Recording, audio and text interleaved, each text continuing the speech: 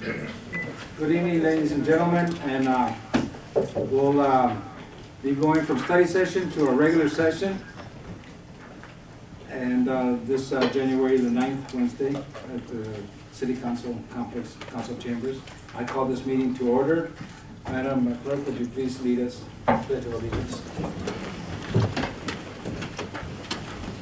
I pledge allegiance to the flag of the United States of America and to the republic for which it stands, one nation, under God, indivisible, with liberty and justice for all. Please remain standing for invocation. Invocation will be given by Police Chief Derek Arnson. Chief. Thank you, Mr. Mayor. Our eternal Father in heaven, we come before thee this night as thy children. We're grateful for this opportunity that affords us, Father, this opportunity to assemble publicly. We're grateful for those that have given their lives for us to have this freedom, and we recognize them. We're thankful for the country that we live in, the freedoms we enjoy. We're grateful, Father, for this new year. We pray that we might together accomplish much for the sole purpose of the good of this community. We pray a special blessing on the leaders of our city, the mayor and the council, and our city leaders, those that are directors and all employees, that we might serve one another and do those things that would be right. Father, we are grateful for our families, recognize them, and pray a special blessing on those that have lost family members in the recent past. We pray for them and be with them. We're grateful, Father, for this opportunity to come together. We pray that decisions will be made tonight that will be for the good of the people, and that selfishness will not be a part, but that collectively as one culture we can come together, united for one cause, for the good and quality of life here in the city of Nogales. We're grateful for all the blessings we receive, especially for the precious birth of our Savior Jesus Christ as we celebrate Christmas, the sweet spirit and message it brings to us to be in the service of one another. We pray for these things and ask for these things in the name of Jesus Christ. Amen. Amen. Thank you, Chief.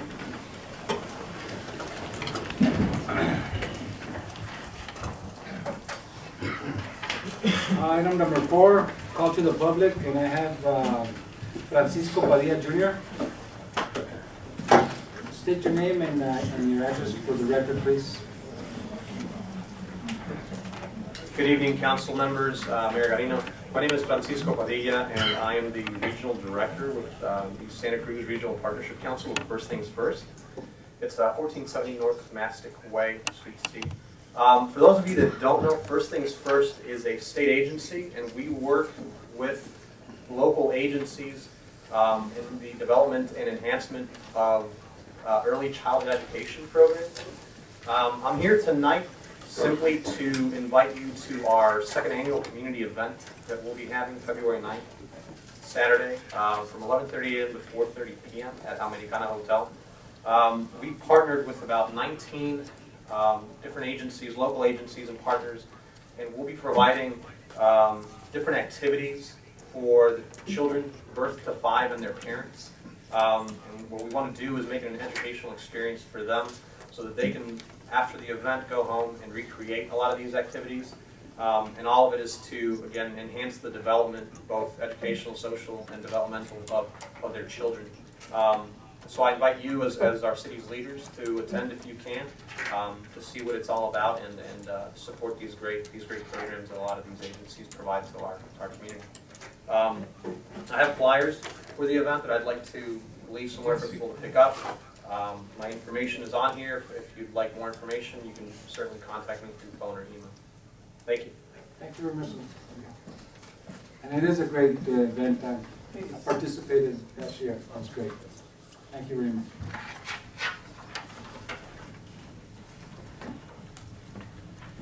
Item number 5, Mayor and Council's report on current events. Mr. Diaz, please. I'd like to start off by saying that I attended the ADOT dinner at La Roca in December 13th, I think it was. It was very nice. It was, got together with all the big guys from ADOT and very productive. A lot of ideas were exchanged and partnerships formed, and all in all, it was a good experience. Last night I attended the American Cancer Society Relay for Life at the BFW.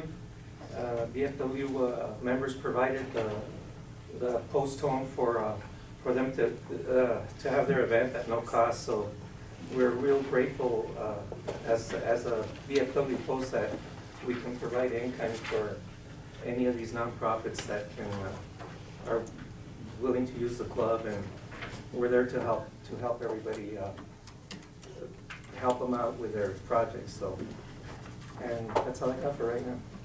Thank you very much. Mr. Garcia. Yeah, also I attended the ADOT meeting. We also, Mr. Diaz and I think all of us attended with the senior center. We did the Christmas luncheon there.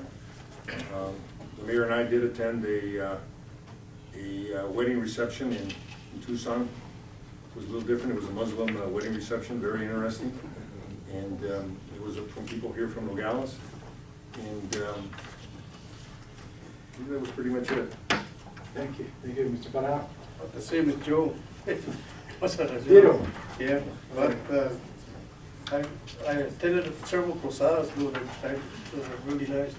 Went to about 4 hours, so different agencies. That's why you got sick. Yeah, probably so. You were at the year party. Yeah. Yeah. Thank you very much. Yeah, I attended the Ángel de la Independencia Award ceremony, and recipient this year was George Silva. I also went to the Consulado Mexicano for the introduction of programs. There's many programs available through the Consulado, and they're going to give me some flyers for the people of Nogales to know the many things that the Consulado is working for. We also had the Nativity Exposition, and we're working for the calendar of events for 2013.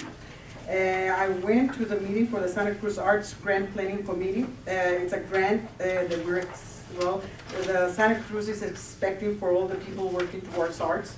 And I also attended the dinner for ADAT. Okay, thank you very much. Mr. Acosta. I attended the Nativity Exposition at the Consulado Mexicano and the ceremonies for the centenarium, 100-year-old plus citizens of Nogales and Santa Cruz County. Thank you very much. I'm going to start with December the 3rd. I was interviewed with the Arizona Illustrated TV interview in the U of A. It's very positive, very good. It was in reference to economic development and the security of our city. December the 4th, I had a meeting with Tucson Power meeting, referencing economic development planning and opportunities with them. On December 7th, at the VFW, I participated at the Pearl Harbor Memorial ceremony that we had, and also the ceremony and the introduction to Squadron 201, which is very good. Something else for our city to have in recognition. December the 10th, the Trade Summit follow-up meeting, debriefing with the county and the majority of the stakeholders, the same meeting that we conducted on November the 9th last year. December 11th, I attended the breakfast at Consulado General de Mexico, and that was a working breakfast for and the beginning of the new year with the Consulado. The same day, I attended the meeting with Presidente Municipal Nogales, Sonora, and Sonoran Tourist Secretary at the port of entry, and we discussed tourism and the future of the crossing and the facilitation of tourist and commerce through our ports. December 17th, I attended the ribbon cutting ceremony for Goodwill, the new business here that where Salvation Army used to be. On December 18th, I had a meeting with the commissioner of a professional baseball team, which I will be bringing a future study session with the city council. Hopefully, we can accomplish this as a city so that we can have some other type of entertainment and some type of economic development for our city. I believe it's very important for our community, and it's something that we, the city council, will be sitting down and discussing this in the near future. On December 20th, the Korean Merchants Association brought a donation to the fire chief, the fire department, the police chief, and my office so that we could have so we could assist organizations in need in our community. The same date, I had a meeting with the Charles Mingus Foundation, the group, and we discussed the growth and the continuation of our memorial. December 21st, I attended Santa Cruz Council on Aging Christmas luncheon that we all participated in. And then right after that, we had a blanket drive for the elderly members of the community, over 100 blankets. We delivered personally to these elderlies at their residence, which was very good. January 4th, I attended El Día del Policía in Nogales, Sonora. I was invited by Presidente Municipal Guzman, a very good event. Mr. Kissinger was there with me, and the police chief was there, and it's something, those are good relations with our sister city. January the 8th, I was part of the centenarian, Mr. Acosta there and Mr. Hanesian attended also. Yesterday, I attended the relay kickoff luncheon, or actually event at the VFW. I believe this is going to be a very good year for them. They expected a handful of people, and we're over 100 people showed up, so it was very good. And I want to thank the VFW very much for the assistance that they did, that they helped with the kickoff. And also, I just want to advise and inform all our citizens and also our directors that on the 19th, we'll be having the National Day of Observance for President Obama. And he's asking for us to do work within our communities and volunteer. And we're planning to do some work, clean up with Clean City, Healthy City, and some of the residents on Crawford Street, Mary Darling's, putting everything together. So let's try to do something for our community on behalf of our nation and the United States of America. So that was part of what I did this past month. Thank you very much.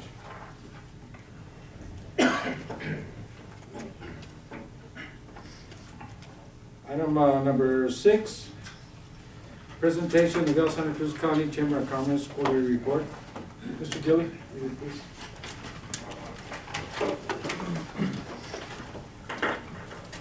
Mr. Members of the council, per contract with the Chamber of Commerce, which was signed in October of 2012, this last October, our quarterly installments to the chamber relative to that $18,600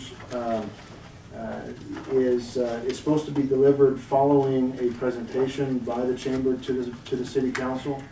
In working with the chamber, today's council meeting was selected as the presentation for the last quarter of 2012, which was just done the end of December. Following this presentation, I do have an installment prepared to deliver to the chamber pursuant to our contract, and we can move forward. The contract identifies certain things that the contribution from the city would be used for, to help offset some costs with staff, the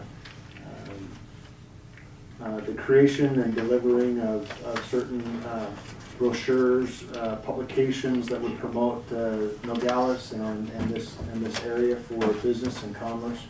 so on and so forth. I don't believe you were provided another copy of that contract. Happy to get that to you down the road. But having said that, I know I see representatives from the chamber here tonight prepared to go through their packet with you. And without further ado, I'll turn it over to them. The packet was delivered with your council packet, so you should have it with you, and I'm sure they'll be available and willing to answer any questions you might have. Thank you very much, Mr. Jody. Representative from the chamber, will you please approach the podium?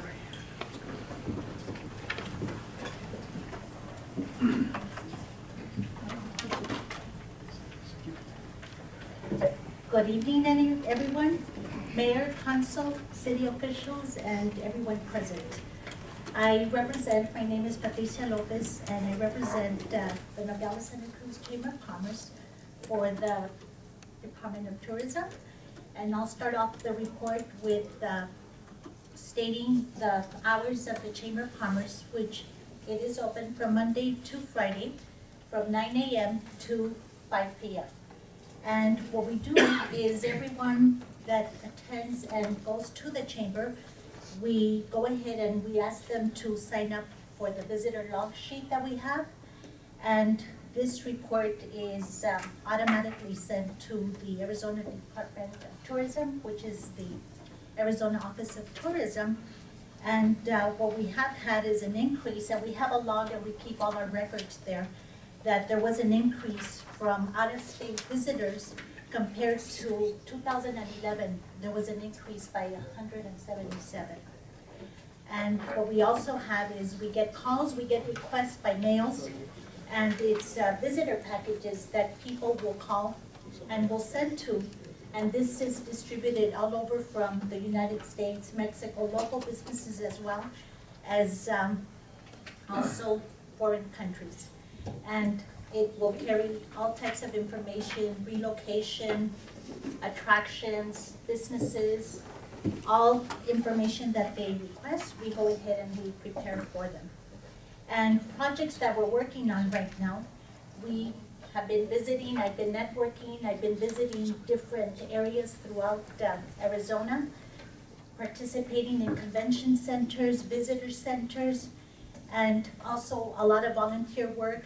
And we're getting ready to create the new brochure that will have information from Nogales and throughout Santa Cruz County. The October fan tour that we had invited everyone to attend in October, what we did is we went ahead and we postponed it because we know that we're going to get a better response in the spring. So everyone that was going to attend, they know that it will be held in the spring, and we'll go ahead and we'll send out an invitation so that everybody can RSVP. And of course, anytime anyone wants to volunteer at the chamber and attend, and they can go with me when I go visit, anybody to network is more than welcome to go with me. What we have been doing in the past, and this has been going on for about 4 years, is that we're members of the Southern Arizona Tourism Council for the I-19 corridor. And we ourselves in Nogales, we went ahead and we hosted an event in August of 2010. All of the chamber members were there, networking, participating, and as well as all the members that have restaurants, any businesses that we would want to go ahead and promote. What we do also is through the Chamber of Commerce, the organization nationwide, is I've attended tourism conventions such as in San Diego, San Jose, and throughout Arizona. Aside from the Chamber of Commerce, I have been involved with the IATAN, which is a accredited entity which is for International Airlines Travel Agent Network. This is an association that is worldwide. So this opens up the door a lot to us because we're able to participate in all of the travel shows and promote tourism. I've been organizing tours for over 30 years, prepared tours, and this would be for leisure, corporate, and travel writers as well. And in November, what I did is I went ahead and I accompanied a travel writer that was here and spent the day with me, so I was able to show him the different attractions here in Nogales, starting from Rio Rico, and then we went up on the east side, all the way to Patagonia. We went to the Santa Cruz Foundation of the Performing Arts, the birding, the different haciendas and attractions in Sonoita and Elgin. And as a matter of fact, I'm continuing to meet with him so we can promote, and I'll be having a meeting with him this coming Monday. So we continue working with him. We're also going to be participating at the Business Expo that's going to be held this Saturday at the Desert Diamond Casino in Sahuarita from 10 to 4, so everyone is invited. I'm in communication, and I've been working since the last year in the 8 communities for Santa Cruz County. And what we have been doing is writing stories and getting ready, because I have to make 5 different presentations that people are requesting in regards to the history and current events.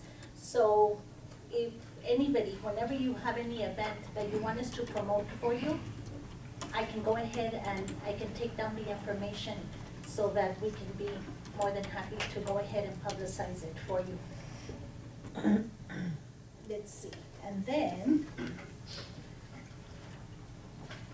I did want to mention that we're also very actively involved, and this is where I need volunteers, with the Arizona State Park in a hummingbird monitoring network, which is held from March until October.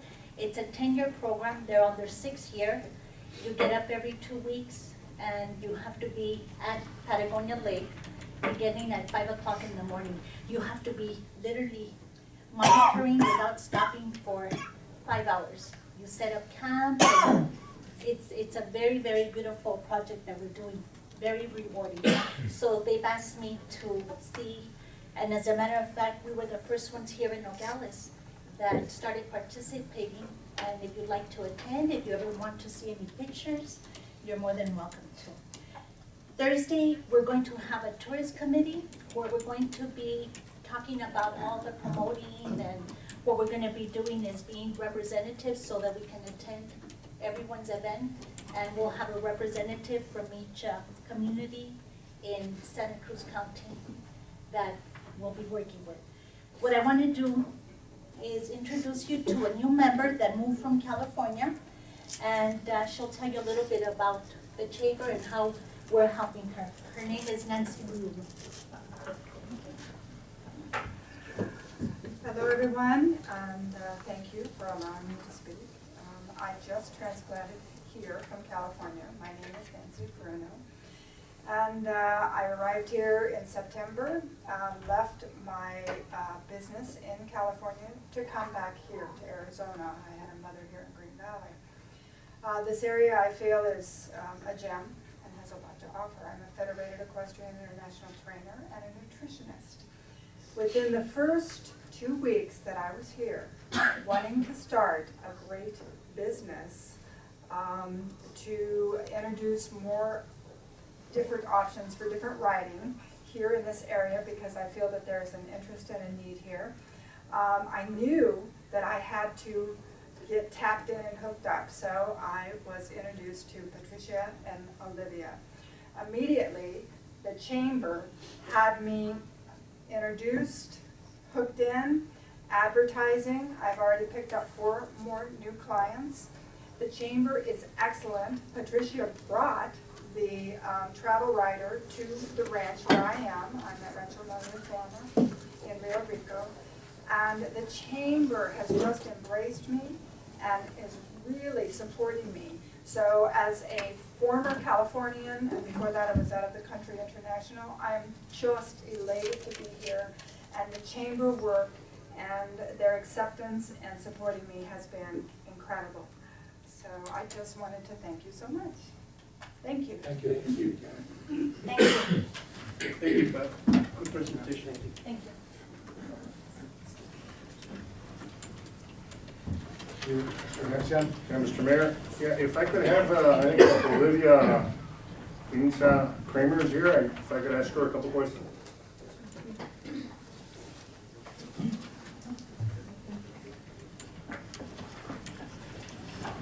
Good evening, Mayor and Council. My name is Olivia Lisa. Yes, Mr. Hennessy?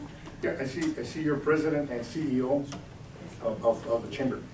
One of the things I got requested, and this is as a member, the city being a member, is a list of the chamber members, which we didn't get, and also a list of the board members of the chamber. I can go ahead and submit that to you, Mr. Hennessy. That would be no problem. Could you tell us now who the board members are? Or? Yes, sir, I can tell you. The chairman of the board is Mr. Arnoldo Quijada. Treasurer, Jorge Leon, which he's here present. Ms. Patricia Lopez, which is the chairwoman for the Tourism Council.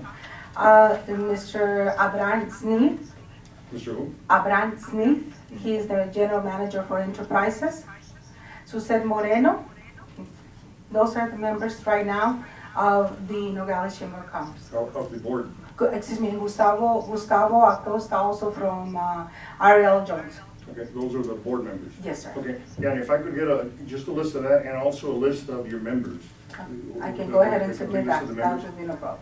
And I did take a look at your profit and loss, and, you know, I guess it's suitable. There was more questions that could be asked. And I know that you have a banking background, right? Also, you know, usually when you hand in any kind of profit and loss or any financial information, somebody signs, because this is not an audited report. No, it's not. So we don't have an audit on it. No. But usually somebody would sign saying that they are basically guaranteeing that this is correct information. We don't get any financial statement audited because it will cost No, us more, that's but understood. that would be no problem. I Okay. could go ahead and have our accountants, which is Mr. Lenny Lizardi, that can go ahead and sign that report. They can, or I would assume, better yet, that you would sign the report guaranteeing that this is a true and correct financial report. I feel more comfortable if an accountant can go ahead and sign it because it will be more to your benefit in respect I and would trust accept, yeah, that it will be sure. the accountant. I think in order for you to feel more comfortable that anybody can come and audit this, and especially an accountant, they are not gonna be risking their signature by signing a financial report. You know, I don't know. Remember, the accountant only has information from what is given to them. So usually all financial statements would be signed by president or CEO. When, I'm gonna correct you on that, And I'm Mr. sure in the Anderson. bank that basically you always had them sign unless it was an audited report. Usually the manager do not sign any financial report, as you might understand. That could be a conflict of interest because we could be altering any information. The reason why we rather have an accountant sign it is because they come at the end of the year to audit our books, number one. Number two, as a nonprofit organization, we are liable to the IRS being an ID number 501c6 that we need to go ahead and verify that all the information that is being provided to an accountant, they need to be verified. At the end of the year, Mr. Hennessy, we submit a detailed report. I mean, everything has to be covered. Especially an accounting firm will not risk of doing an IRS report by not confirming the Sure, information. that's understood, but this is not an auditor report, so it doesn't do it. But Well, on the this is- contract so doesn't this say report that. is basically the same thing that I can pull out from a nonprofit. This is a report you give to the state. From and the federal. Nogales Chamber of Commerce IRS report 501c6, you will get the same thing, Mr. Hennessy. This is what is Yes, on sir. there. Yes, Okay, sir. I would still like to have, if you prefer, I would prefer you sign so that we know that where it's coming from, but if you want, who's your accountant? I already told you, Mr. Lenny Lizardi, and they are the ones that I would rather, If they wanna go ahead because and they sign are a legitimate firm and because they are If accounting they wanna go ahead and firms. sign it and say that, then I'll, I'll pretty much accept that, I guess. But I would like to have a complete list of your, Yes, sir. and You again, will go that's ahead and strictly have- because we're members, and I think all members should have that list. All members, they have access to that. Anybody that asks us for that, Well, Yeah, if so we you can can have a go ahead complete and. list, and again, a list of the board members. Yes, sir. Any other Yeah, questions? one question, on promotional materials, I don't wanna ask any other questions, but I've noticed that last year you only spent, $521. Is this on the tourism Committee, I mean, on the tourism report, or is this Mr. on the Mayor, chamber? is that 2011 or 2012? 2011. So it's, okay, 2 years ago. Yeah, but I mean, it's showing 521.36. Excuse me, Mr. Mayor, is this on the tourism, Well, you tell me report? what it is. It says chamber profit and loss January through December 2011. And on the other one, it shows tourism, it doesn't show any promotional at all. Expenses. I guess I'm You getting. said that, you gave us two. Mhm. Okay, go to the big one. Okay, that's And the it says chamber, five- that's yeah, the chamber. 521.36. Is that all you spend on promotional material for 1 year time? We separate them, okay? And What as is, you can what you say, spend on the other one?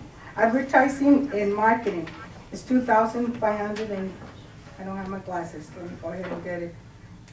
On the profit and loss statement, January to December 2011, advertising and marketing, okay? We spent 2,000 and extra, because I don't have my glasses, that's why I cannot read it. 3313. That says office expenses. Mhm. But I'm talking about the one that says promotional material. Is that what I think it is, promoting the city?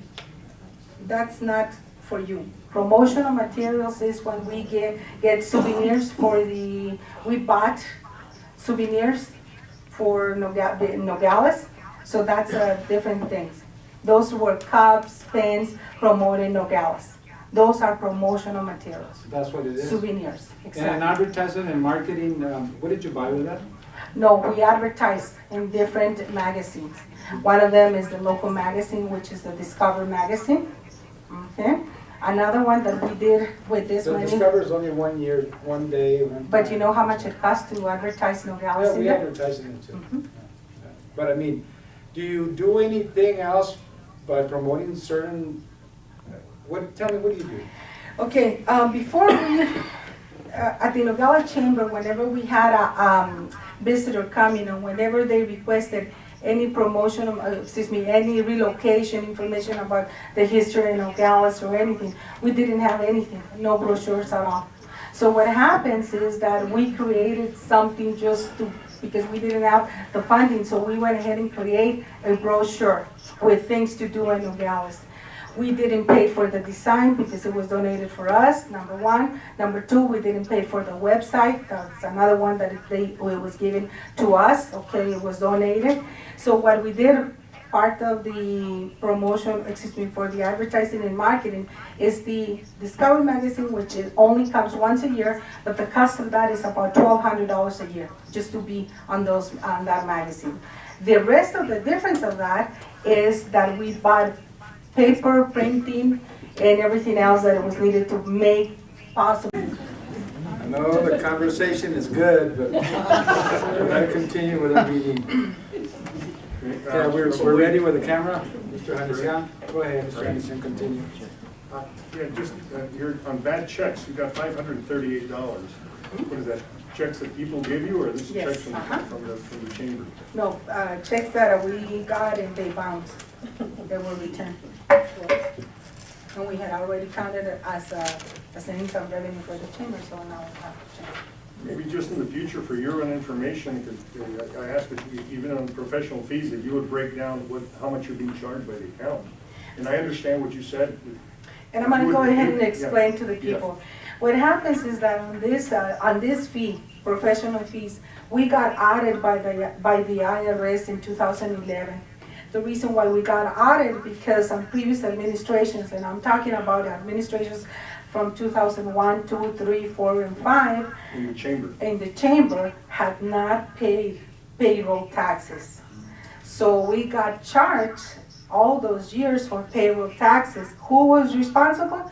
Well, the previous administration. So we had to spend almost 2 weeks clearing up messes and giving reports, traveling to Phoenix, traveling to Tucson, where we were clarifying all that. And of course, we paid penalties for that. Another question, I just wanna, because I'm a little confused, because, when we do our budgets and everything, you're showing this one, the short one. Yes, sir. It says January through December 2012. And then you're showing this big one from January to December 2011. What is the difference? Where, is this the chamber and you said this is tourism? The reason why I said, well, not I, the accountant wanted me to separate it is because we wanted to give you a little bit more description in, from the money that you had already given to the visitor center. So that's the reason we separated, for you comfort, and you feel and you could see where we were spending the money, that it was not going into the chamber. It was directly through the visitor center. However, this is showing up that it's from January to December. But remember that we got the first check in October. But we wanted to go ahead and do it like this. Yeah, but what I mean is this is 2011. Yes. Yes, what I'm saying is 2012. Yes. We haven't closed the financial statements for 2012. They're working on that right now. So I couldn't submit that. So what I gave you is the one that is already signed by the accountant, reviewed by the accountant. That's the one that I gave you from 2011. Also, we actually don't know what happened in On the 2012. on the next quarter that we're gonna be having the presentation for you, you will go ahead and get the 2012. Oh, 'cause And that, I will make sure that the accountant can sign that. yeah, because that was a confusing part, you know, that's why I was asking that. You know, the numbers don't, Yeah, this is 2011. This is already something so you can see how the year went through 2011. Now, on the profit and loss statement that I gave you from January to December 2012 is giving you more information about what the money that you gave us, where it was used. but That is not tourism. missing, It's it's not not going tourism. into the chamber We're or nothing talking like that. chamber. We're That's what I'm talking saying. tourism. We're separating, so you can go ahead and have a better idea of what we're doing with your money. But if they could still sign these. Oh, yeah, They they can just can send go them in ahead. and sign them. I know they'll have a disclaimer on it, Mhm. but they go ahead and send it in like that. I can go ahead and have it by Monday. All right, thank you. Thank you very much. Thank you very much.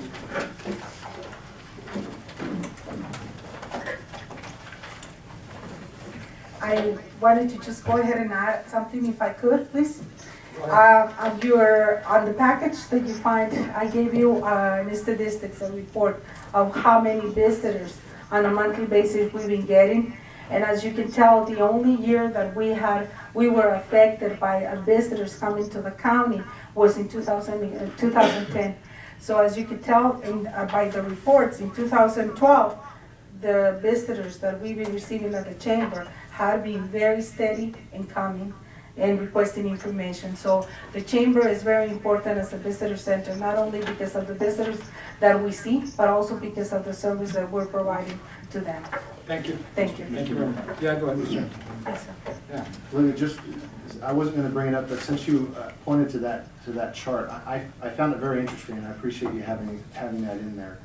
Is there anything specific that you attribute the 8% drop in visitors from 2011 to 2012, or is that just I mean, what do you see going on there? I think that's a great question, and I was expecting that from the council, Mr. Dilly, but I'm gonna tell you, we did a survey to the visitors that we had in 2012, and there were two main reasons why visitors were kind of concerned. Number one, safety, okay, but that would be only for domestic visitors.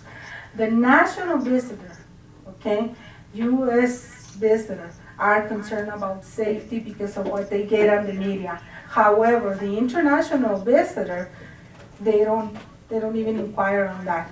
So number one is the safety. Second of all is the economy. But as you can tell, it was only about 200 and something visitors, which is great. Now, with the support of the city that we're getting, and also we're gonna be talking to the county because we had already talked to some of the supervisors.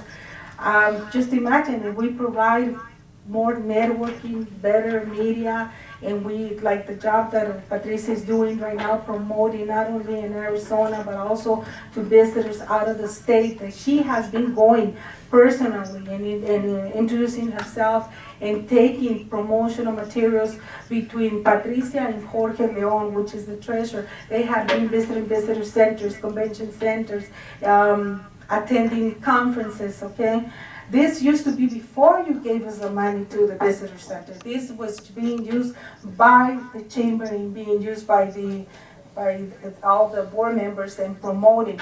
We had already had a very good exchange information, and we're creating a partnership with some of the Chamber of Commerce's, not only in Mexico, but also in other countries.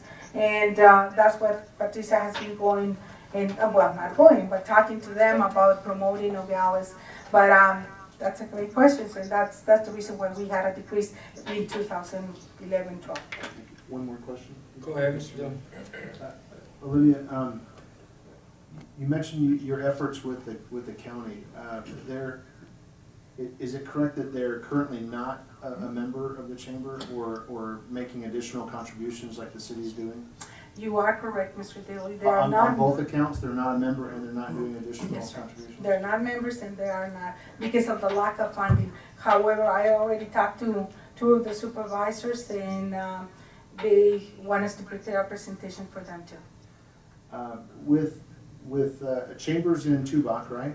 Yes, sir. Is there a chamber in Green Valley? Yes, it is.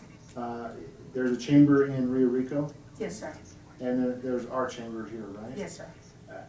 Is- And there's a chamber in Sonoira, LG. Okay, so if the county's gonna consider support for you, they would probably have to be looking at a much bigger picture where they would be supporting those other chambers as well? Is that? I will assume, Reasonable Mr. thought. Daly. I will assume, because there are other chambers. Has there been any thought about the possible confusion with all these other chambers in the county and our chamber here being titled Nogales Santa Cruz County Chamber of Commerce? Has that been a point of dialogue with the board at all? Not at all. It's just that this is the name, well, actually, the Nogales Santa Cruz Chamber of Commerce was the first one in the county. Totally. Totally. I agree. So everybody recognizes, and also if you visit our website, okay, as a matter of fact, that's another information that I wanted to provide you. That website is gonna be updated, And, but the Nogales Chamber of Commerce has more information about the other areas, like Patricia said, about the 8 other communities. So that's why the visitors that we have are the most in our website too. Thank you. You're welcome. Thank you. Thank you very much. Item number 7, update the Palo Duro Restaurant and Golf Course. Mr. Dilly? Thank you, Mr. Mayor, members of the council. At our last meeting, I believe it was Councilman Parada had requested to have an update on our Palo Duro property and the restaurant out there. I'd like to ask Marcel to please step forward. We've undergone several different steps to try to find a match between the property that we have out there and somebody to occupy that property. And I'm specifically referring to the restaurant.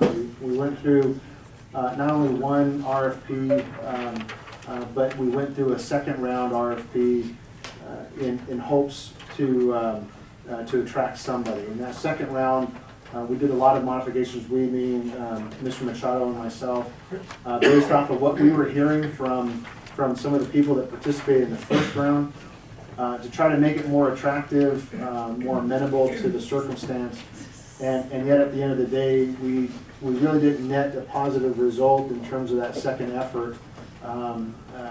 We only actually had one person that put a proposal together, and we found that it wasn't responsible to the RFP that we put out. I know that in the second one, and I'm pretty sure that also in the first one, we had a clause in that RFP that we would recognize capital investment and provide a credit towards rent in that RFP, thinking that was going to go a long way to attract somebody, and also recognizing that the facility itself needed some investment really to make a good go at a restaurant or anything else in that building.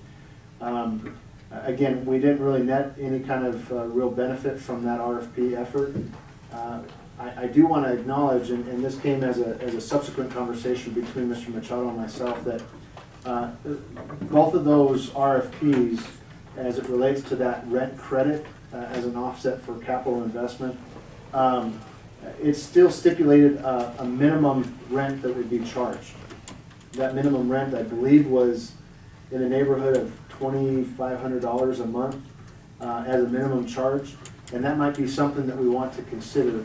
But what we have done as staff, as a follow-up to previous conversation with you as a council, we've reached out to get some more information regarding bringing somebody in to help us find a marriage.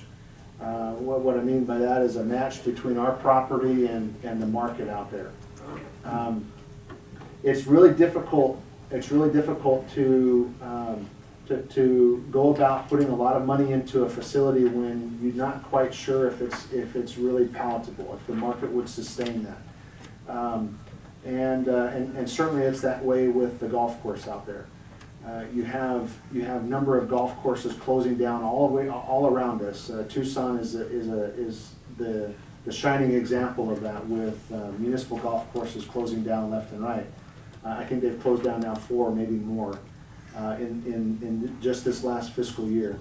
And it's because of the economy, and it's because all of a sudden the hobby and the recreation of playing golf versus putting food on your table or paying the bills, people make the obvious choice, and the golf course goes without rounds being played.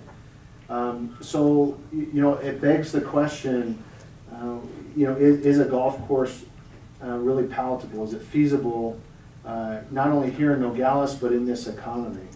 And really the only way to get to the bottom of that is to have a land use specialist come in who can go out and tap the market and help us find the highest and best use for that property. It's staff's opinion that the restaurant was successful mostly because there was an active golf course there that had people coming and playing. Obviously there's side engagements, there's evening engagements, but the restaurant was most known because there's a golf course there. In addition to that, the restaurant doesn't, it falls off of the beaten path. It's not on, it's not on major commercial corridors where you can just hang a sign out and people know that it's there. So there's some obvious obstacles and challenges to make a go at it. Regardless, as if the best use is a restaurant or a golf course or something else. One of the things we talked about at our last meeting and our last discussion was bringing somebody in to help us find what that best use is. That was a charge we took. Again, we don't have any kind of commitments either way. This is informational based only. But I'll turn some time over to Marcel. Not only on that effort to find, what it would cost and what would be the deliverables of having somebody come in and help us do this, but also he's reached out to other golf course management people, the Keno Springs, the Esplendor, I think it was, and he can share with us the benefit of those conversations and what we might be looking at if our minds continue to be tracked on this thing being a golf course. So without spending any more time, turn the time over to Marcel and he can answer any questions you have.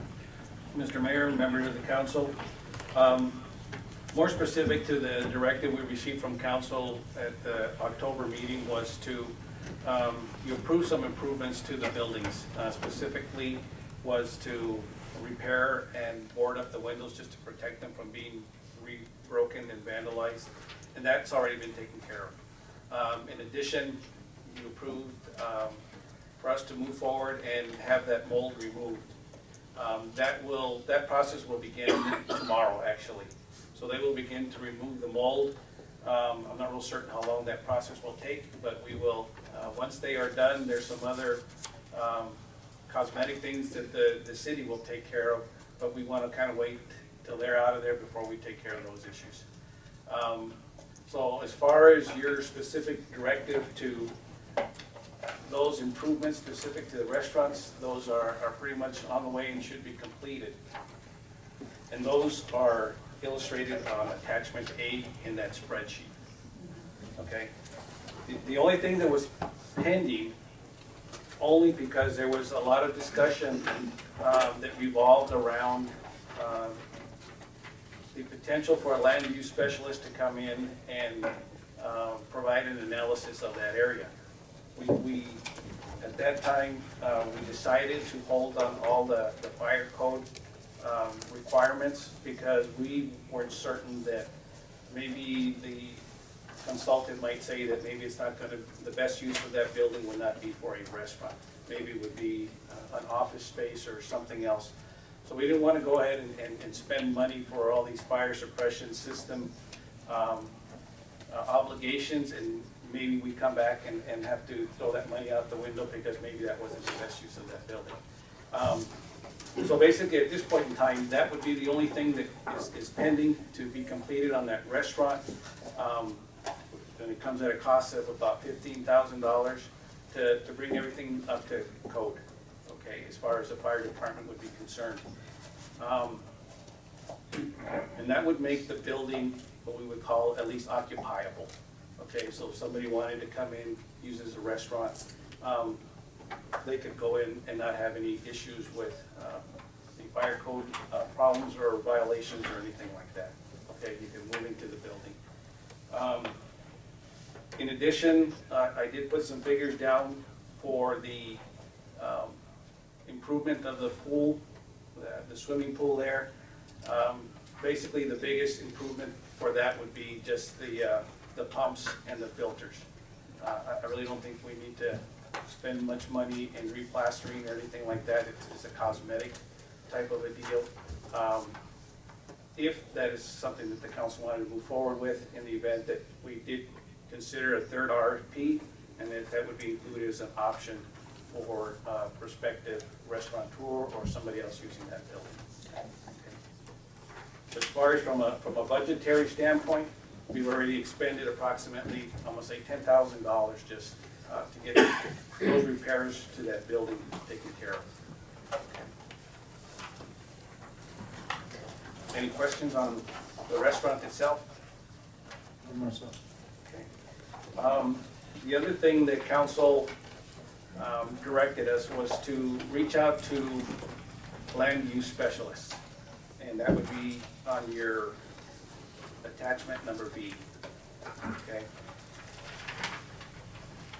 Public Works did a pretty good job in reaching out to the 3 companies that we've listed on Exhibit B, and there's a summary of the scope of work that will be provided.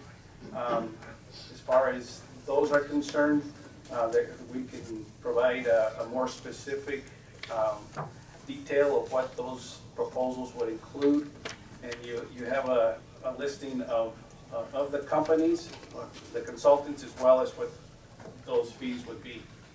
One thing I want to just make clear is that there's no budget allocation in the event that the city would decide to procure the services of a land use specialist. So that would be something that we would have to potentially include and consider into next year's budget.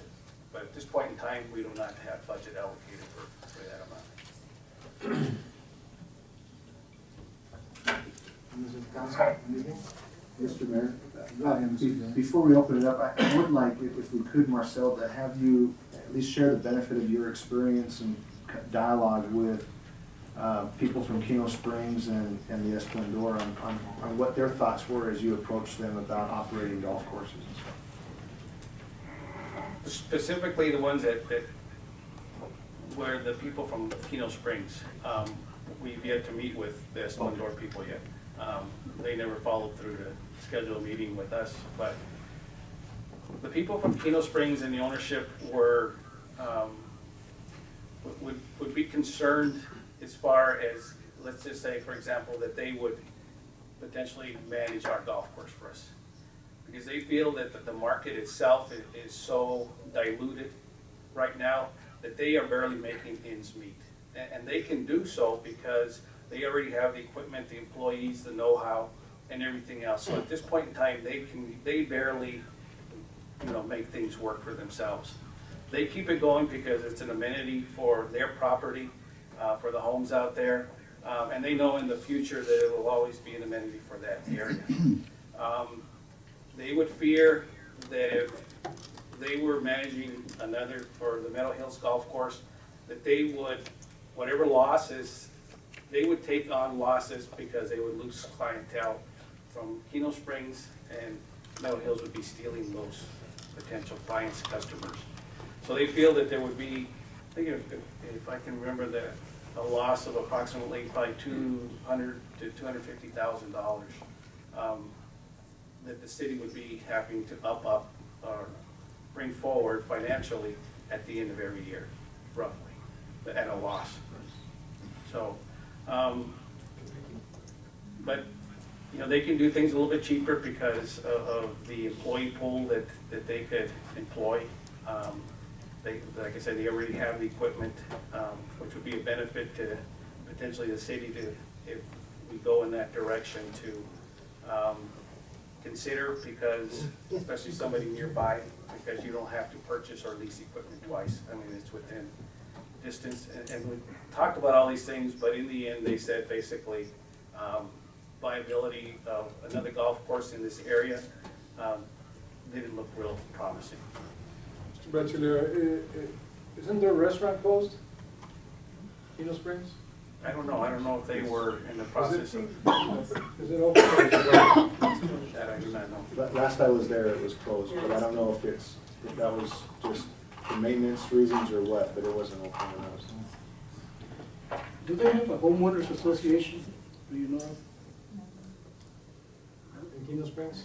Meadow Hills. You mean Meadow Hills? No, or in Keno Springs? Keno Springs, do they have one? I don't know. I didn't think they did. Marcel, is it your understanding that the developer out there, the major property owner, has a staked interest in that golf course continuing to operate? Yes, and that's why they would continue to operate that golf course. Even at a loss? Yes. Is it your understanding, given your conversations with them, that in fact they do at times operate that thing at a loss? Yes. And they continue to subsidize that, why? Because I think because it's an attraction for the land developer of that area. I think there's a large number of plots that are still available, and they anticipate that they'll be able to sell those at some given time, so. We're also going to build a retail area and an amphitheater. And then that's what they told me that they. I've Several golf courses. Yeah, and they also own other golf courses, which when they operate at a loss here, they're doing very well in the Phoenix area. So they're able to offset their overall expenses, because one does very well and they make quite a bit of profit. They're able to manage their losses that way. Mr. Members of the Council, it's my understanding, given what I've heard from the developer out there, this is, maybe a year and a half ago, but also what I've heard from staff, that, the golf course out there, if it breaks even, it's lucky. It's not really a profit generator for them, but there is, an alternative interest and motive for the developer to keep that that golf course alive and well, and it's because they have a vision of development, and they see the golf course as a critical component of that development playing out in the future. So they keep that alive with their own pocketbooks, and it's my speculation, and that's all that it is at this point, because we haven't done the land use analysis that that we're kind of talking about here. But it's my speculation that we would be in the same ballpark if we decided we wanted to operate a golf course right now, given the economy, given the saturation factor that Marcel's talked about, and the fact that regardless of the saturation factor, we have golf courses closing down in other parts of this region. So, we'd be happy to answer any questions that you have. It is not uncommon for municipalities to go out, if they have property, to do their own due diligence and find the highest and best use for that property. And there's people out there that can help us with that. I do have a question, probably for Hector. Were you involved in actually reaching out to these consultants? what part of this, Mr. Mayor, can I? Yes, go ahead, Mr. Gilbert. What part of this list this outline that you provided, what part of that is them going out and finding out what the market can bear? Because I don't really see that in here. I mean, typically when you have a specialist like that, they go out and they see what you got, they inventory, they make sure they understand what the stakeholder has in mind, but then they go out and they touch and feel the economy and the market to see what really would be the highest and best use. Yes, Mr. Mayor, members of council. Based on the report, what they indicate is that first they have to have the analysis done so they can present in the market the possibilities of the land, the location. As you can see in the list on the Exhibit A, the first thing, they go and talk to the neighborhoods, the surrounding users. They really want something else in this location. Based on the first surveys and analysis, then when they select the best alternative for the city, for the neighborhood, then they can go in the market. This was potential users will be here, is that if this alternative A, B, or C will be the best solution in the market at this time. Is the economy will be able to handle this or not? So first they have to do the analysis and then present it into the market. Mr. Mayor? Go ahead, Mr. Gilbert. So the analysis part, is that what this is pertaining to, just the analysis part? Yes, you can see on the list, they have a alternative A, B, or C, and then at the end, they have the final selection based on the input from the neighborhood, members of the city council, planning commission, even staff, and then from there, the last selection, that will be the one they use to go into the market.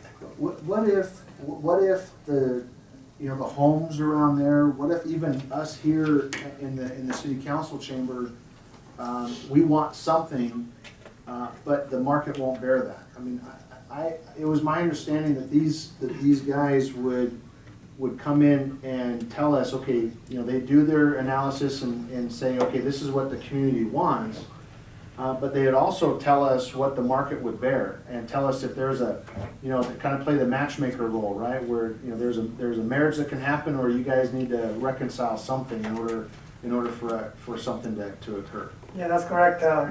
For example, during the discussions through the neighborhood meetings, they may say, the neighborhood may help you to say, what if we support creating an assessment district? Something that can be done in different places. But that will be a solution from the neighborhood perspective. And then the consultant, by asking that question over and over to the neighborhoods, they may be able to say, yes, we're willing to keep the golf course, but what if we have an assessment district to support the use? And the consultant, they can say, well, you have 500 homes, how much money you have to generate to support this kind of use? So the consultant will be able to say, to tell us, and also to tell the neighborhood. Is the golf course capable to support the location? It's only one entrance, the country club into the area. It's kind of far in. It's not regional anymore. So yes, the consultant can provide something like that, but needs to be selected first, and then sell it in the market.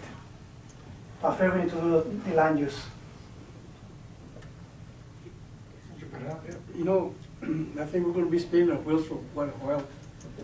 But I think that what we ought to do really is go to the homeowners first and see what they can propose.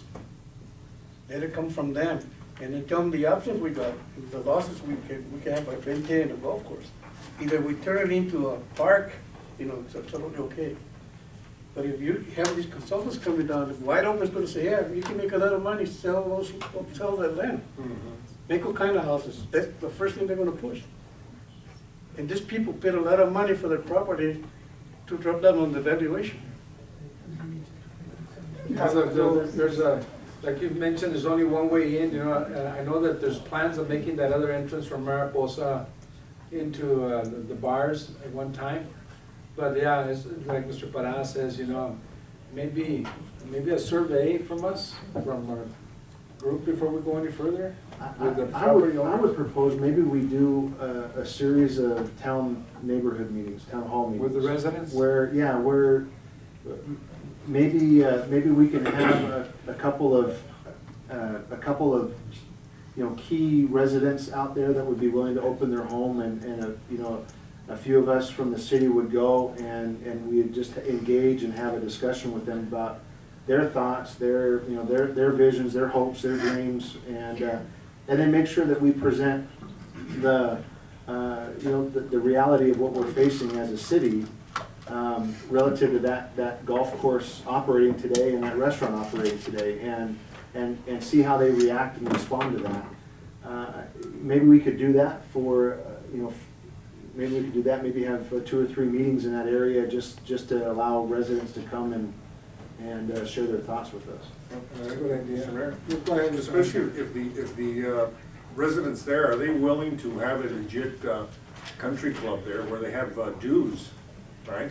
Originally, that was set up to have, to be the residents there and others to be paying dues for the country club and all that. And also, are they willing to do an improvement district, right? Because obviously, it doesn't make any sense for the rest of Nogales to pay for the area. So it would be pretty much left up to them, but I think the idea of going over there and talking to them and giving them the information, what an improvement district would encompass and what a membership to a country club would encompass, right? Because I do know different people that live there, they have memberships in country clubs in Tucson or Phoenix. So obviously, the people there know what it would cost to go ahead and have a legit country club. Whether we have a golf course there, or it's just an open park that's maintained, to maintain that kind of real estate in a park setting, there's real costs that the city would incur on that we don't have budgeted today. So either way, I think the residents need to understand what's going on, and understand that even if it ends up just being a park, the reality of that is maybe that group of homes needs to pitch in to keep that thing maintained. So you know, we can dialogue and have that, you know, go through that process, and then return and report to the mayor and council as to what we find. Or the mayor and council could also be there at the meeting. I would encourage I it. think I would encourage it, but I don't know if all of you guys are gonna be at all of the meetings, and so either way, we would, as staff, we would come and return and report in terms of what we've heard and what we've been able to present. And then maybe we'll decide at that point how we need to proceed. I would also like to maybe sit with Hector a little bit more on this proposal for a consultant, because I wanna make sure we're getting the right deliverables in the event that you guys go in that direction. Also, Go ahead, Mr. Hanson. Mr. Mayor, also, Mr. William, and, you know, the most amazing thing is Naco, Arizona. They have a golf course there. How do they do it? How does Naco do it? I have no idea. Right? I mean, It only has one hole, Mr. Hanson. I counted it. They have 18. I'm shocked. I mean, why don't we go to Naco to find out what it is? Is there green between the tee and the hole? And it's between the two countries. That is an accomplishment. So I don't know, maybe I'll take a ride to Naco or whatever, because every time I go by there, you got a golf course there. But we do have to, like Mr. Parra said, we can sit here and talk about it all night. I think that the idea of having residents and have meetings with them, town hall meetings, and get more input from them, if there's country club dues, like Mr. Hanesian said, and if there's a housing association, or if there's a district, okay, we'll get the input from the residents. And believe me, they would love to have a golf course. And We'll the see how golf much they course, want to have.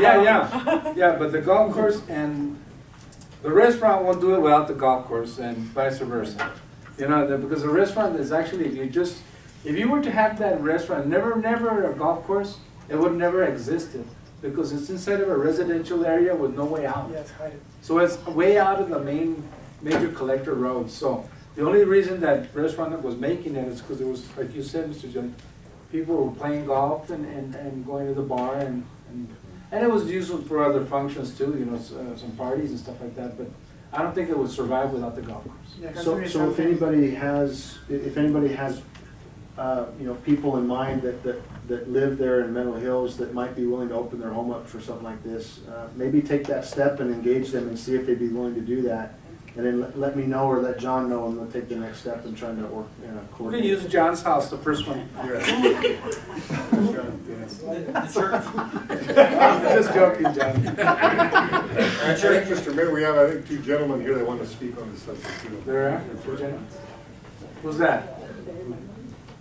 Mr. Bristini and, okay, Mr. Bristini, I think. Oh.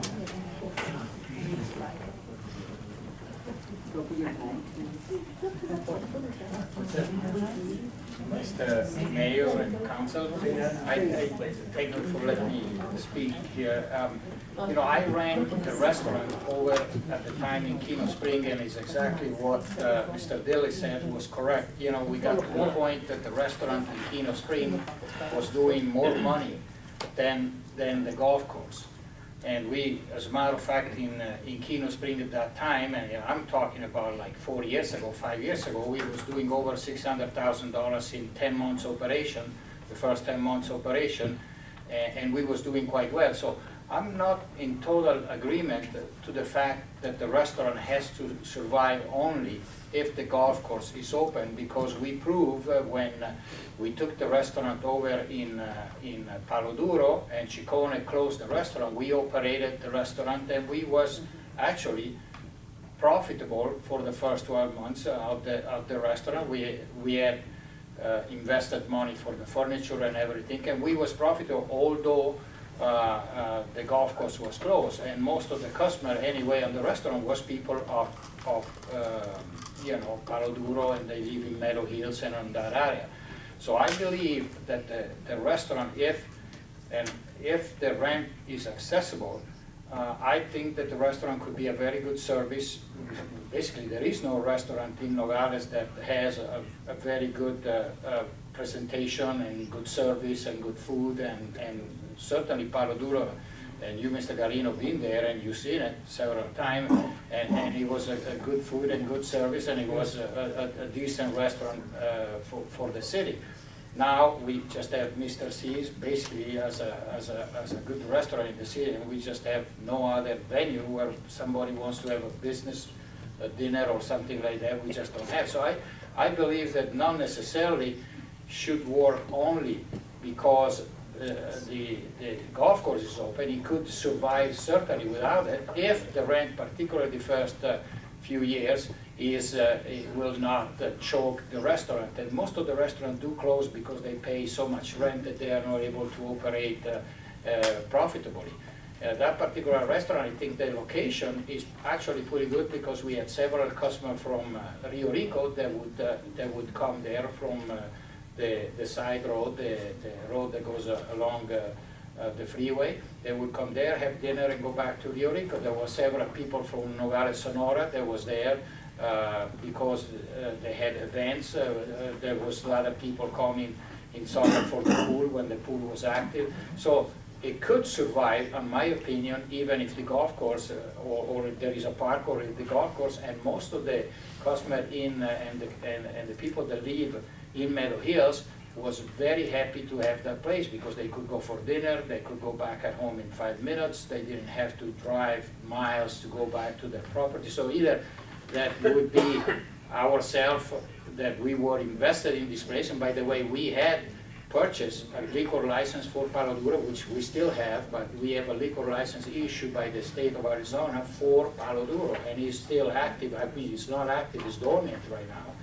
But it's a liquor license that was issued for Palo Duro, and it's still there. We still have all the furniture and everything. But whoever takes, I believe that particularly the location could survive very well if it is a nice restaurant with fair pricing and a good decoration. I think it would do quite well, actually. Mr. Mayor. Go ahead, Mayor. I'm very excited to hear that. Obviously, everybody up here, you know, would prefer to see that facility being put to use rather than just sit there dormant like that. When we had an opportunity to meet, and by the way, my wife and I loved going out there, but when you and I met, you had informed me that you were paying a certain rent out there. Right.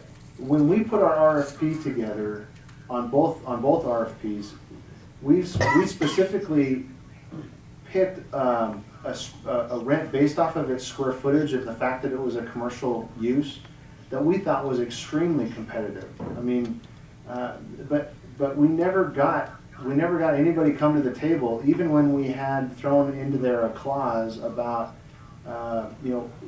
materially reducing the rent based off of improvements that you had to make to the property in order to be successful. Right. So help me understand that just a little bit, Mr. Pristini, because I'm really excited about what I'm hearing from you, but it doesn't match up with our experience in trying to find somebody to come to the table and do Well, this. we had a contract with Chicone, 10 years contract, and the 10 years contract provided a $4,500 per month in rent, and when we did rent from Mr. Ciccone, the golf course was operational. And there was a clause in our contract that the golf course would be operational in order to be able to pay such rent. Right. But 6 months after, 8 months after, the golf course was closed down, and at the beginning the range was open, then they closed also the range. So basically we just worked strictly on customer that was coming for posadas or eventos or quinceañera. We had several of them. We have and the regular dinner. We didn't operate that well for lunch, but for dinner we operate quite well. And Mr. Ciccone, we approached Mr. Ciccone and we told him, look, if you can adjust the rent to $2,000, $2,500, but he didn't want to do so, and so at that point we basically weren't able to operate profitably with such a huge amount of rent, and so we stopped paying rent. And that I think was January 2011, and we didn't continue. We couldn't continue operation, and that was really the issue of the crisis there. But as far as the city amount, that was very, very fair, I think, for that particular property. And I think a restaurant could survive there quite well. As I say, Kino Spring, we closed down because it was so far away. And although we was doing quite well, as I say, we did close to $600,000 in 10 months. But the problem is that we didn't have the lunch business, we didn't have the dinner business. The road was very dark. People didn't want to drive all over there, particularly at night, and then have a glass of wine, have to drive back. And so that created an issue of distance, and driving, and the road is very dark.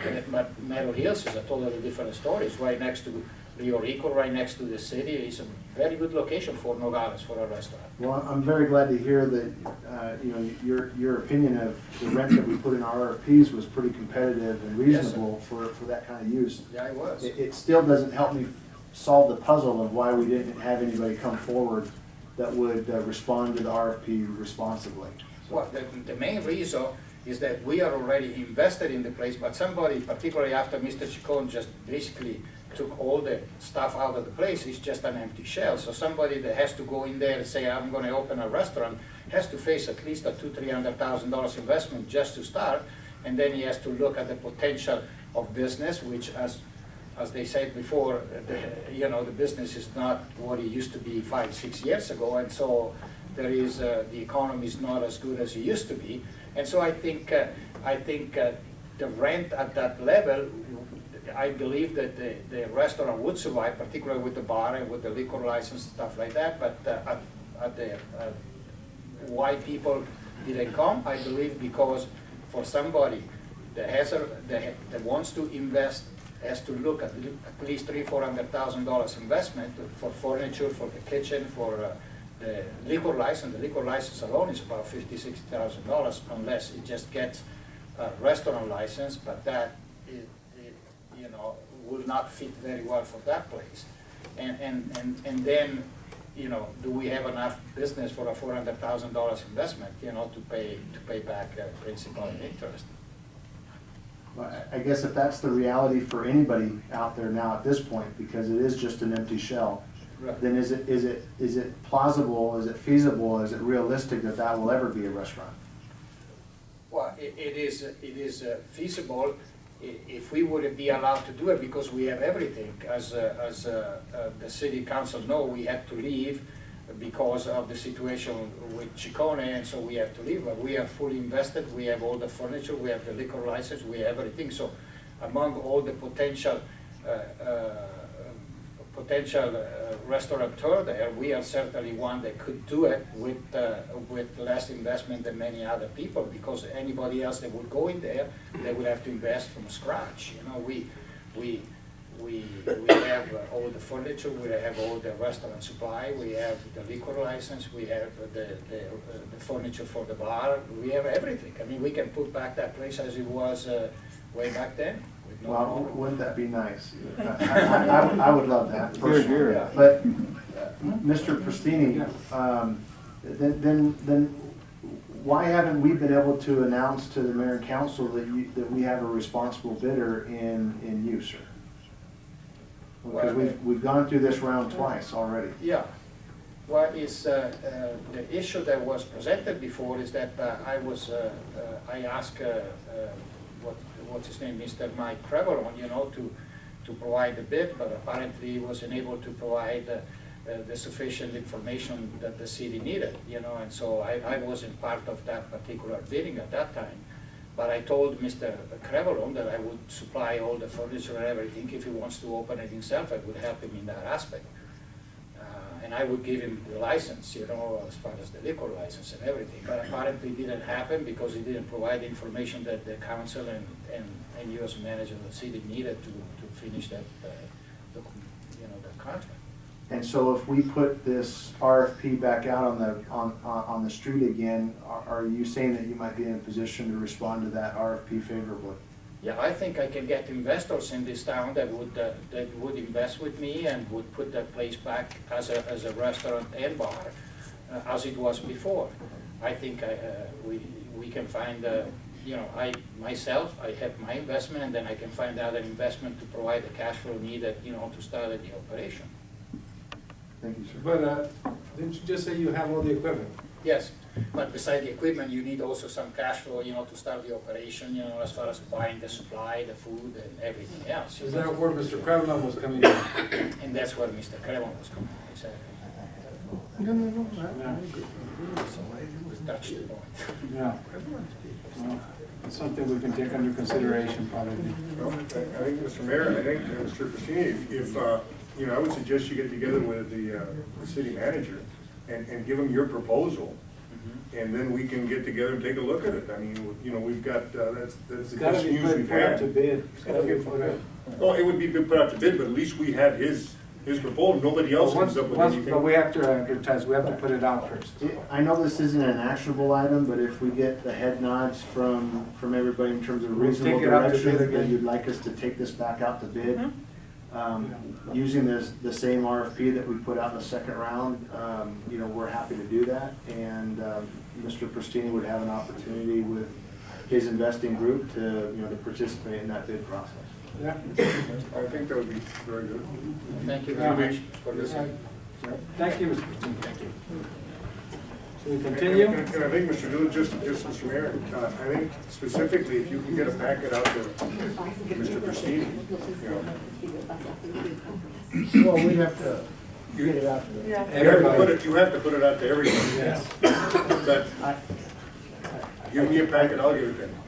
If you'd like to come and get a packet, that's. No. Johannes, yeah. Yes. You wanna go dancing? Yes, I do.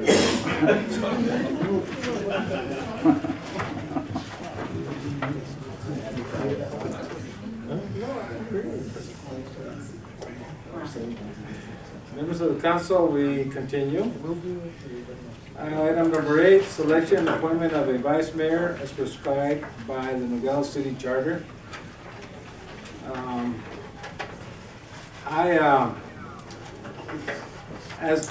As we know from the past, we as of today, we're going to have 30 days from today to make a selection if we don't do it today. And I'll give you an idea how it can go. It can either go, we motion to get a selection of council We can also go on recommendation of staggered 4 months per each so that everybody gets a chance. Or we can wait and not do anything ourselves, which I don't think we should. I think we should make a decision and allow Letty in 30 days to draw a name from a hat. And I don't think that's the direction we want to go. So right now, what I'm going to do is I'm going to make a motion for Mr. Hanesian, who is a senior councilman and has 2 years left in his term, and he's termed out actually for vice mayor for the next 2 years. I second the motion. I'd like to make a motion for Mr. Cesar Parada. We have to go through a vote first, the first one. Yes. So we're going to go roll call vote.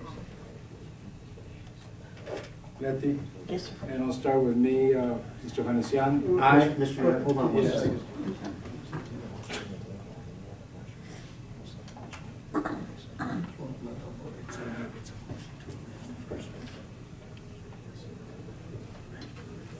Okay.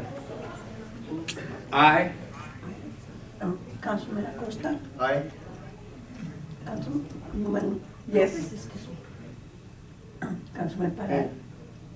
Nay. Councilman Henesian, Yes.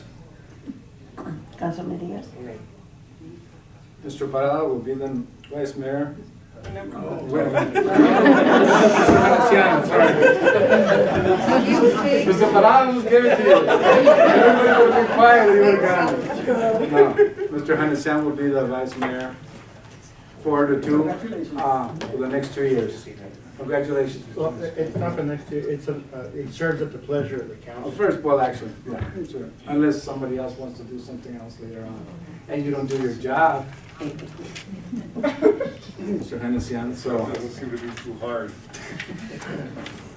thank you very much. Number 9, consent agenda, and we only have one item, item A. I move for consent agenda on item 8. So moved. Thank you very much. Discussion? Hearing none, all in favor, signify by saying aye. Aye. Opposed? The ayes have it. Item number 10, consideration possible action of order number 2013-01-001. Mr. Mayor, I make a motion to approve order number 2013-01-001. Second. Discussion? Maybe Mr. Joe can give us a little short explanation. Well, we talked about this one in the lengthy in the capital improvement, but is there? Mr. Go ahead, Mayor and Mr. Council, Dillon. this is a follow-up to our prioritization exercise in December on your capital projects so that we could find the financing available to finish the fountain work out here in the front and also to complete a couple of additional amenities to the Meadow Hills Park.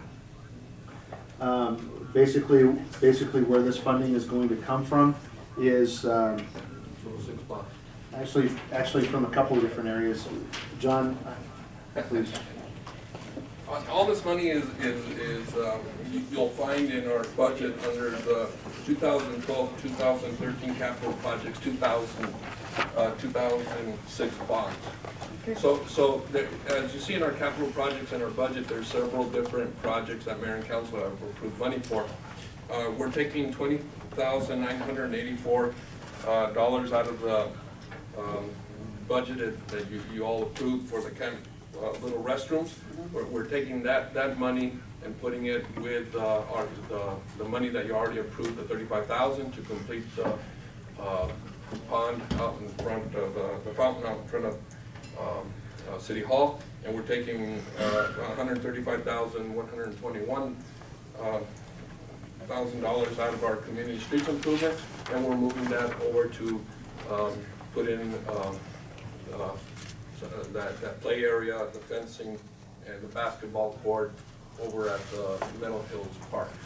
So since you had already approved the budget, setting, designating some money for those projects. We came back to you for your approval at your request to move those monies within the budget to commence these projects. At the time when we met, it was just a study session, a discussion point, no action taken. This is the follow-up so that we can actually do it and move forward. If you recall, we had that screen up and we Yes. talked about where to grab the money from, and during that study session, Mayor and Council all gave us head nods that that's where the money, this is the official action giving us approval to move that money. All right, Mr. Mayor. Yes. All in favor, signify by saying aye. Aye. Aye. Opposed? The ayes have it. Item number 11, consideration possible action of order number 2013-01-002. Mr. Mayor, I move to approve order number 2013-01-002. Thank you very much. Thank you very much. Discussion? Hearing none, all in favor signify by saying aye. Aye. Aye. Opposed? The ayes have it. Item number 12, consideration possible action of order number 2013-01-003. So moved. Second. Second. Discussion? Hearing none, all in favor signify by saying aye. Aye. Aye. Opposed? The ayes have it. Item number 13, consideration possible action of order number 2013-01-004. Mr. Mayor, I move to approve order number 2013-01-004. Second. Thank you. Discussion? I have some discussion on this myself. You know, the special election, we brought it upon ourselves. It was a 3-3 vote on this election, and I'm gonna make a recommendation, and it's up to you, members of the city council, that we make this revenue friendly, and that each one of us, and that's up to you, we put $3,000 from our travel money to pay for part of this election, and the rest will be taken out of the funds here. And so, Mr. Machado, is that something that we can do? Well, I don't know what you have in all your budgets. I don't know. But I'm talking about $3,000 a piece, and if we don't, $2,000 a piece, so that at least.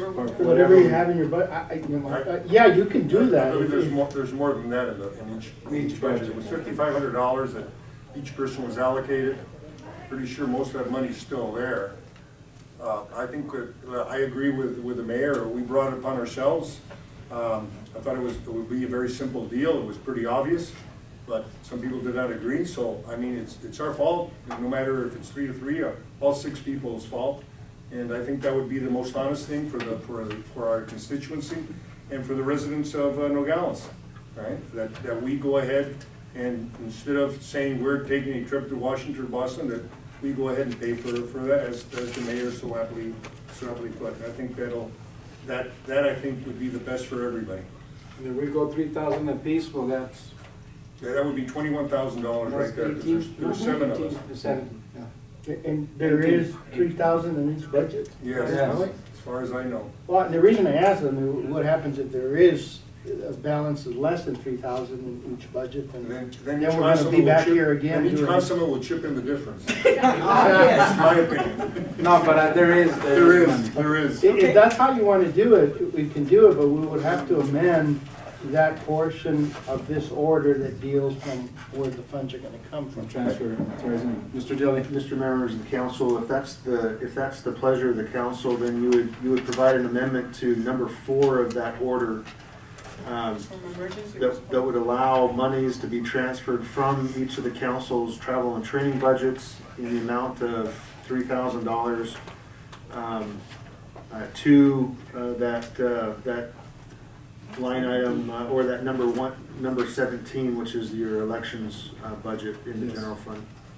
And that cost is $25,000? Has that been? That's our estimated cost. Estimated cost. We're not sure. It's not gonna be over that, is Not it? to exceed. our experience, it's hard to tell because, you know, the next item on the agenda is the agreement with the county to do that Yes. work, and whatever their expense is, we cover, so. But based off of history, we believe 25,000 is a good estimate. More than covered. Yes. Do I have anybody to amend it, Mr. Anderson? Yes, to amend Mr. it? Mayor, I go ahead and make a motion to go ahead and amend, to go ahead and secure $3,000 from each council members and mayor's travel and budget. Second. Travel and training budget. Well, I'm not sure we need a motion at this point here. I guess, all right, let's do a motion to see if you're in agreement for getting 3,000 from each account, then we'll figure out. Okay, all right. So I made a motion that $3,000 would be used from each council's travel money to offset the payment on this election. Is there a second? I second. You second it. You know, I'm thinking through your budgets. I don't believe that this act by the council would prohibit you guys from any more travel and training. I think that would still leave a residual in your accounts to do some stuff, so. Yes. You know, I'll have to look at that, but I don't think it would come close to depleting your budgets that way. If not, Nubat can handle it. Yes. I'll second. Okay, all in favor signify by saying aye. Aye. Opposed? Okay, the ayes have it. Then we will put $3,000 from each of our travel money, the budget, into the, now, the amendment on. Okay, then we need to do an amendment on the 4, which would mean then that you need authorization to transfer it to that elections fund, and then any balance would come from the emergency response fund. Okay. So You got it, moved. Mr. Anderson? So moved. Okay, so, should I so move it or? Just so moved. So moved. So moved. Is there a second? Second. Second. Thank you very much. All in favor signify by saying aye. Aye. Opposed? The ayes have it. Thank you very much. And now we need a motion to approve the order as amended. Okay. I make the motion to approve the order as amended. Thank you very much, Mr. Second. President. Second. Thank you very much, Mr. Acosta and Mrs. Lopez. All in favor signify by saying aye. Aye. Opposed? The ayes have it. Thank you very much, members of the council. And Now, what happens if it costs less than 25? Does everybody get it back? yeah, you get reimbursed. Thank you, Joe. Good try. He was probably putting it in his budget. No. Go to my budget. Item number 14, consideration possible action of order number 2013-01-005. So moved. Thank you very much, Mr. Parra. Is there a second? Second. Thank you. Thank you very much, Mr. Acosta, Mr. Diaz. All in favor signify by saying aye. Aye. Opposed? The ayes have it. Item number 15, we're going to be going into executive session. All in favor signify by saying aye. Aye. And we're back in the meeting. Are you really gonna deprive me of my update to? Do you really want to do it? He's got some good stuff. Just a couple. Okay, Mr. Dilly. Item number 17, city manager's report on current events. Thank you, Mr. Well, Mayor. wait a minute. Wait a minute. Before we go, I'm going to say something for a future agenda. Oh, yeah. Okay. Yeah, good. This future agenda is going to be very interesting because it's the beginning of a new time for our city. I haven't even talked to you about it. I haven't talked to anybody. That's why I'm getting my pen out. Yeah. This agenda item, there's going to be an agenda item, and it's going to be right after our mayor and council's report, just for your information, and it'll be a report from every director, not of every little thing that they do, but the important things that the public and the citizens of Nogales need to know about their departments, so that the people can really say, you know what, police department's doing this, public works is doing this, instead of us going, you know what, we got a call from this person, we got a call from this person, we got a call from this person. From now on, Mr. Bárcenas will get up there and say, you know what, we completed Via Coronado, and if we have it, we got 2 more days to finish, and we got this, when we did this, we did this. Mr. Guerra, same thing. Mr. Mayor, it's a wonderful idea. No, yes, we're Can I- not doing it. Can I? Don't even go there, we're gonna do it, I'm placing that agenda item there. It's only in the spirit of not having, 3-hour meetings. No, it's not gonna be 3-hour meetings. It's gonna be 4 easy. hours? Maybe 4 hours. No, it's gonna be easy. You know, kinda like how we do a report, what we do, kinda like up there. Yeah, no questions, no nothing. It's just gonna be a report from the, we have to do that from the directors. What do you mean, no question? No question. But let me just put a little cautionary note here. We can make, if that's what you decide to do, you make brief reports, but questions and decisions and all that, we can't do that. No. Because of the open meeting. No, we're not. I want them to tell the public and the camera. Mr. Mayor. Mr. Dilly. Mr. Mayor. No, Mr. Dilly. Let me just tell the council, please, what I've already instructed directors to be doing, which hasn't started yet. But what that is there's a lot of things that are on the radar for the council. And up to this point, you haven't been getting monthly reports from all of the directors, which is what you're looking for. But I don't want it for me only, I want it for the citizens. I mean, what you guys are looking, right, but how many of our citizenry actually come here to these meetings? No, they see the. Really? No, they don't. Yeah, Okay. yeah, they are. They're gonna see it, and from now on, and they have to do it. They have to do it, come on, you have to do it. Police chief, the fire chief, and I think it's the right thing. It'd be brief. It'll be brief. Well, it all depends, Mr. That's right, it all depends, Yeah, because there could be a lot going on. Yeah, well, So- see, that's what I wanna hear. That's right. And A that's- lot going on, and the citizens need to know what's going on. That's right. And we need to know what's going on. So are we having dinner here? No. No, that's important. No. Well, no, it won't take that long. And then another thing, from now on, beginning on February, Mr. Bojorquez, if he's gonna have a thing, it's gonna be 5:45. We're having his meeting 5:45, and then we start first, No, that's a good idea. and then he's out. So he doesn't take our time, and we don't have to go through all the changes and everything. Rápido, okay? New year. Those are the new year, new time. Okay, now you can finish your council report. Perfect. Unless there's something else in terms of. I know future agenda items, if you guys have anything else, future agenda. Mr. Parada? Yes, Want sir. an update on the shuttle Okay, solution, also with the board of supervisors, when are we gonna have the on the meeting? 16th. That's the sixth- Yeah, Wednesday next week. Wednesday next week? Yes, sir. Okay, and what time is it gonna be? 3:30, and at this point in time, it's going to be hosted by the council, or the Supervisor. board. So I have the Was that part of It'll be over your, there. that was part of your report, wasn't it, Mr. Dilly? Yeah. So we should have a finalized agenda, hopefully by the end of this week, and we'll put it out to you and put it in your mailbox.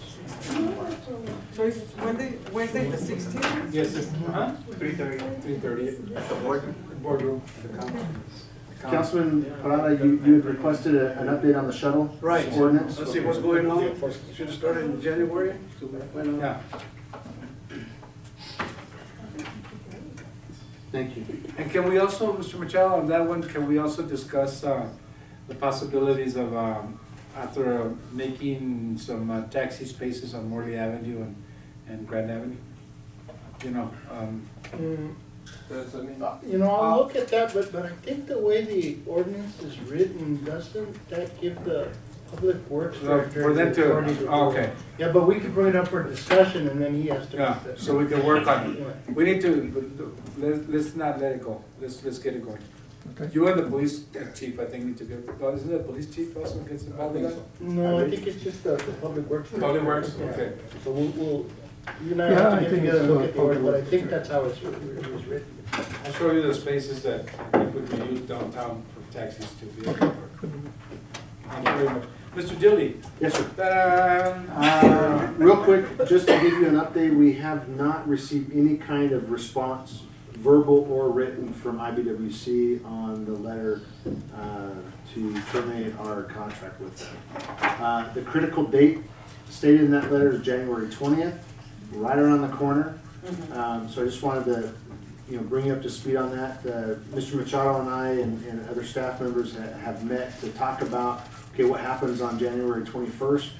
At this point in time, we're still working to engage an outside agency to be in the hip pocket in the event that the most unsuspected outcome plays out, and that's all of a sudden we're running a wastewater treatment plant as a city. But also Mr. Machado is going to work on a letter, to send out to them and say, hey, we haven't heard from you, but, oh, by the way, on January 21st, we'll be putting out new terms of our relationship anyway, in terms of what we're going to pay and what we're not going to pay and things like that.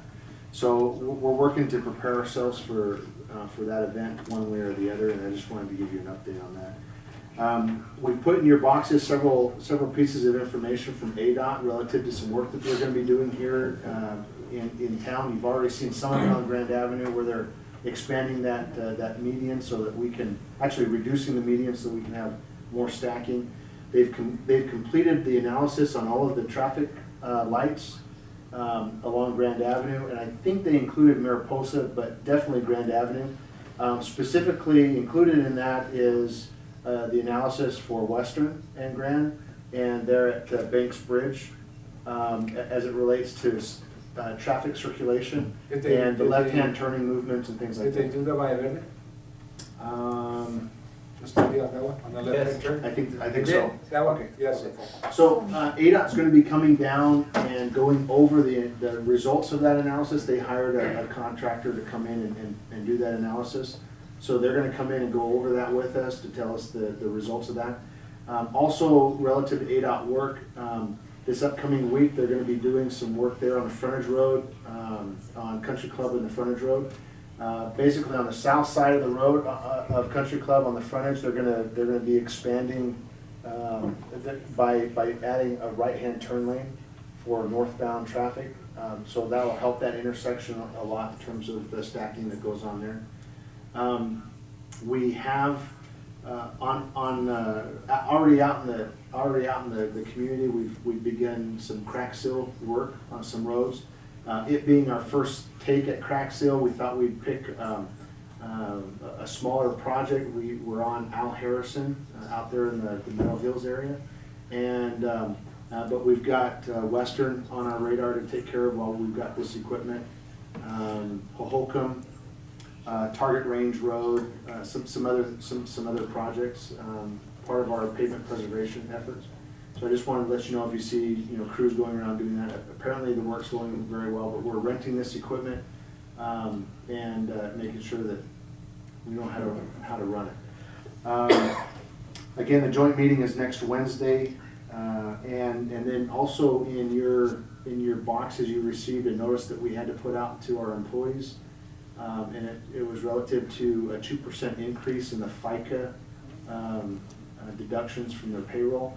So just know, I mean, that's not an additional cost to the city, so it doesn't really affect our budget, but it does affect our employees, and that's a result of Congress and their deliberations on the fiscal cliff stuff. So if you have any questions, happy to answer them, but not real good news for an already a staff that's already struggling with with morale and stuff like that. So. Not much we can do about it, but we did fully explain why that happened, and then again, based off of back to our audit that we did, we are moving forward with making changes to our payroll cycle so that we can get out from underneath that one audit finding. We're working with staff. It'll be effective the first payroll in March, where payroll's not going to, paychecks don't come out on Wednesday anymore. They're going to come out on Friday, and that allows us to input actual time and not guessed time that we have to go back and adjust, which was part of the problem in the audit. So that'll clear that up on the audit, and and we're gonna move forward with that, so. And the reason the payroll tax was increased, because the Republican Congress didn't want to extend check security. Yes, The amount of security. yes, and I lost, Mr. Hanesiano, Could you repeat that? $14 on my paycheck. It was your fault. One more item, the security cameras on the Public Works building, those will definitely be installed before the end of this month. The contractor is scheduled to be out there if he's not already out there. There was some work that we had to do in-house. We had to run all the cabling and make sure all of that was squared away before the contractor came out. We've got that work done, and again, the contractor expressed no problem in getting all the cameras installed before the end of the month. So. And are we gonna leave the Christmas lights till next year? It makes it easier. Yeah. Yeah, that's the reason, I'm glad you asked that question. Our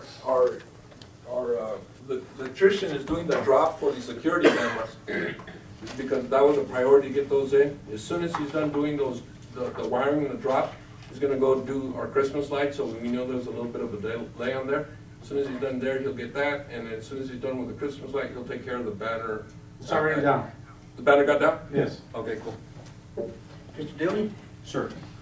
during the ADOT programs, are they ever gonna look at those streets in Grand?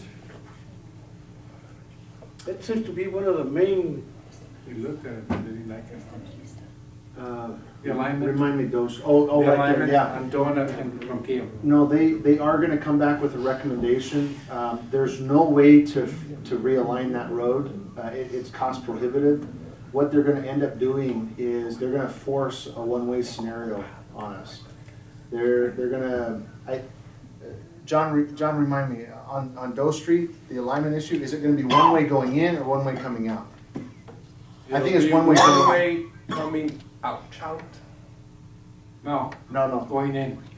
No, it's right, going out, but it's gonna be a right turn only. Right turn only. They're gonna put one of those, they call them a pie, those, Ballers. no, they're gonna actually do a concrete pie, so It you, looks like I don't know, like a triangle. Yeah, and it shoots you to the right. Shoot you to the right. you won't have a left turn option coming out of there. It's gonna be a right turn only, and it's gonna be a One way one-way coming out. out. Yeah, okay. Go Street or what? On, you know, Coming down the Ronquillo, hill. when you come down from Ronquillo. Ronquillo, you know how the streets don't align? Those streets over here, Ronquillo's over here. Right. And traffic shoots across, and it always interferes with the car making a left. Right. So they're gonna, they can't align it without turning the whole hill or the bridge. Right. So what they're gonna do instead of doing that, make it one way coming out of Ronquillo and shoot the traffic south on Grand. Right. So to get up to Ronquillo, you're gonna go up Mandibles. Exactly. Mandibles and then come around.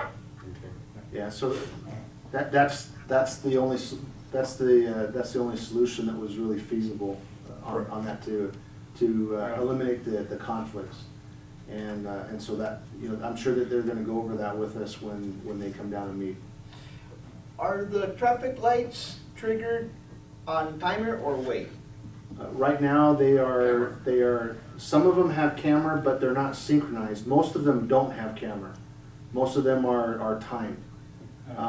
So the analysis is gonna show us how best to coordinate what they have there in terms of camera versus time. I'm hoping that the analysis will show that we need to just camera everything. Most of the time you've got when you have camera, usually the default green is on the heaviest trafficked area, and that's not the case here. Sometimes you're going down Grand and there's absolutely no car on the ancillary roads coming in, but then you all of a sudden get a red light and you have to sit and wait. So hopefully they'll be able to synchronize that, but that was the whole purpose behind the analysis. Thank you. Is that it? Yep. Means adjourned.